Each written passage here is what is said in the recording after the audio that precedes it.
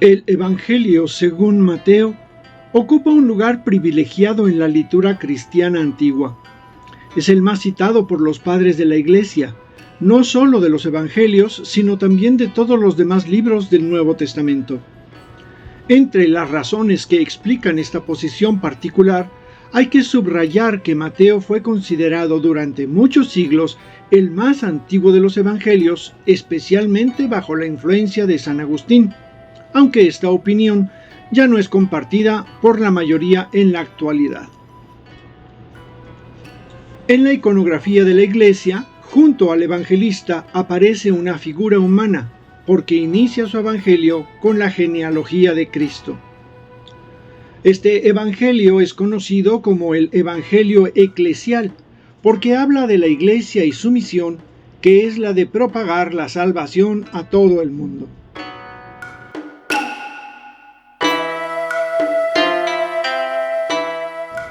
El género literario de la obra es teología narrativa, es decir, la exposición de un mensaje religioso por medio de las tradiciones de los hechos y dichos de Jesús, seleccionados y explicitados en función del mensaje que se quiere exponer. Es el mismo género que emplea Marcos y se inspira en los llamados libros históricos del Antiguo Testamento. El evangelista, inspirándose en Marcos, ha querido componer un evangelio, es decir, recordar la vida y las obras de Jesús, reinterpretándolas a la luz del acontecimiento pascual para reavivar la fe de los destinatarios de su obra. Sin embargo, no podemos decir que es un género cronístico, sino más bien querigmático, teológico, eclesiológico y didáctico. El Evangelio, según San Mateo, consta de 28 capítulos con 1071 versículos en total. Está repleto de referencias del Antiguo Testamento, en 130 pasajes por lo menos y en 43 que son citas concretas.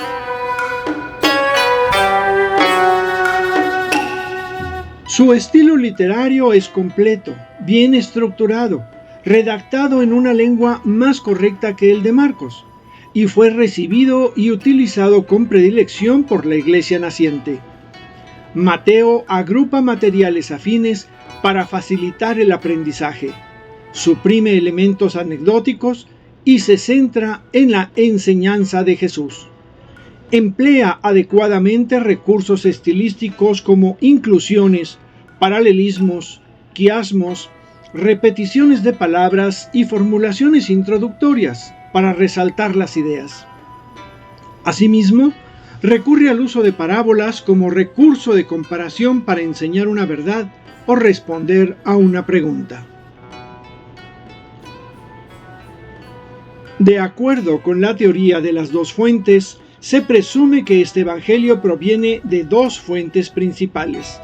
El evangelio según San Marcos, ya que alrededor de 600 versículos son provenientes de ese evangelio, y la fuente Q o Cuele, fuente de dichos o palabras del Señor. Contiene también 240 versículos comunes con Lucas. Sin embargo, Mateo ha introducido material de fuentes propias, la fuente M, pues hay alrededor de 230 versículos en Mateo que no se derivan de Marcos ni de la fuente Q. El Evangelio de Mateo es un texto que surge en una comunidad con unas características y unos problemas determinados, situada en un momento concreto del cristianismo primitivo. Sus 28 capítulos fueron escritos en griego correcto, no es una mera traducción de un original arameo o hebreo. Da unidad literaria a colecciones de sentencias y enseñanzas diversas, colocándolas juntas mediante palabras gancho. El conocimiento del vocabulario de Mateo nos permite descubrir sus temas clave.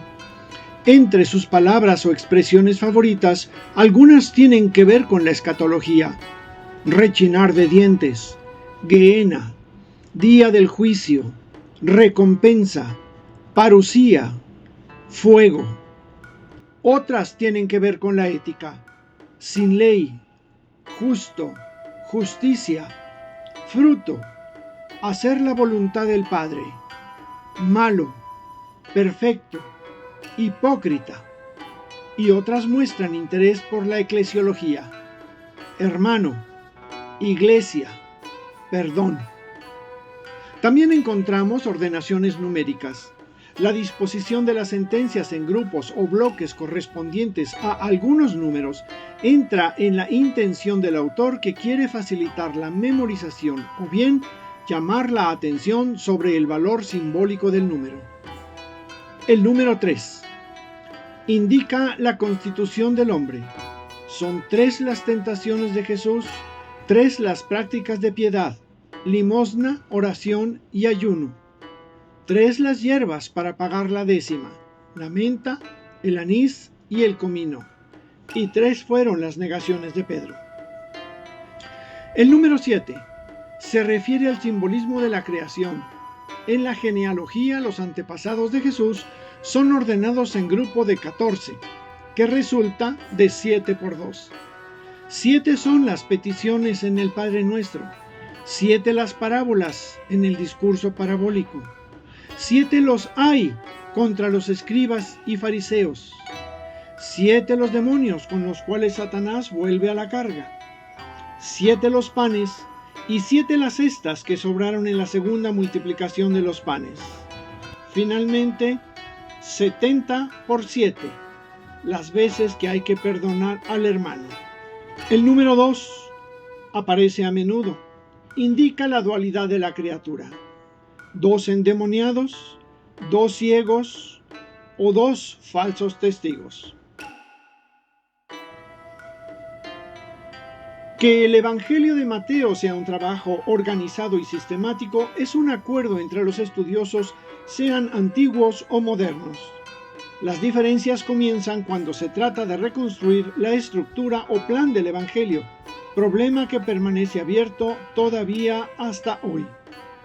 En una de estas posibles estructuras podemos identificar 7 partes principales. Dejando a un lado la primera parte sobre el origen y nacimiento de Jesús y la última sobre la pasión y resurrección, quedan 5 partes centrales que tienen como tema el reino de los cielos. Cada una de estas 5 partes consta de una sección narrativa y de un discurso.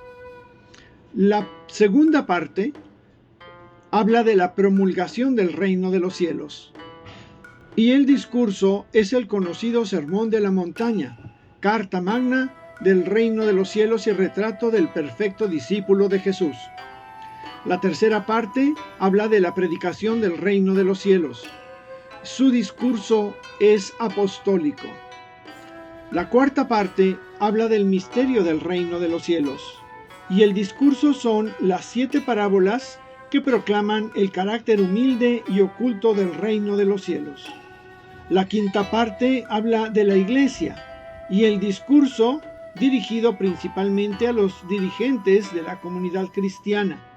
Los fieles que siguen a Jesús forman el núcleo del futuro reino de los cielos.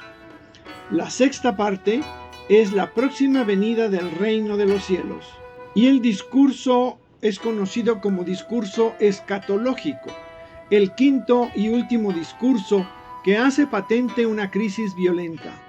Dios rechaza al pueblo infiel y lo sustituye por el pueblo nuevo, formado por los judíos y gentiles, sobre el cual se establecerá el reinado universal y glorioso del Mesías.